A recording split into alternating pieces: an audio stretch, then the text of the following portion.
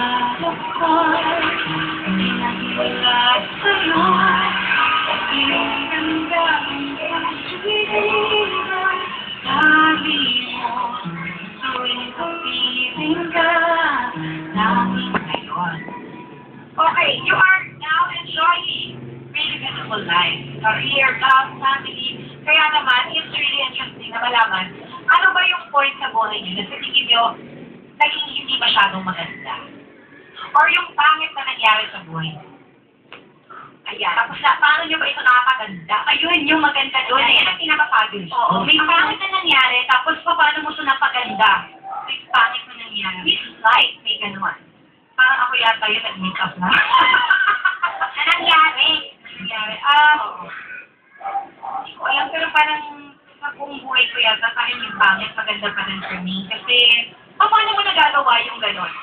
Well, just stay positive, I guess. Like, when I started out in the business, wala naman talaga akong pangalan, walang anything, wala naman akong kamag-anak na artista or anything. Talagang started from scratch talaga. And then my family was poor pa. Pero hindi ko yun kinakahiya. Siguro sa iba, may negative things. Pero sa akin, hindi. Kasi parang, yun yung pinagmulan ko eh. And I worked hard to get to where I am. So now, you know, ma-appreciate ko yung mga little things, but actually big things that are coming my way. Kaya, yun ang napaganda niya. Yun. Lucinda! Hello, happy birthday! Happy birthday, Ogie! Happy birthday! Salamat! Hello! Hello mga kids at sa mga nagaganda mga ano? pinipili. Yan! Ang tanong ay kayo rin maganda rin kayo pinipili yan. Salamat! Anong message mo for Richie? Birthday ba niya? Hindi, sa mga magaganda. Oo. Sa episode namin today. Ngayon, ikaw, ano ba nakita mong maganda kay Regine? Yan. Ano maganda kay Regine? Oo, nakakaiba. Oo. Ano mo, I am fortunate enough to know Regine very well.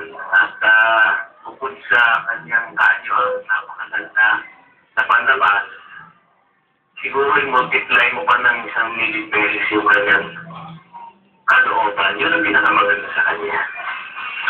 Kaya naman kaya lumalabas eh, di ba? Napakaganda. Actually, pinapalad ko siya ngayon. Ang ganda-ganda niya. Wow! Nak!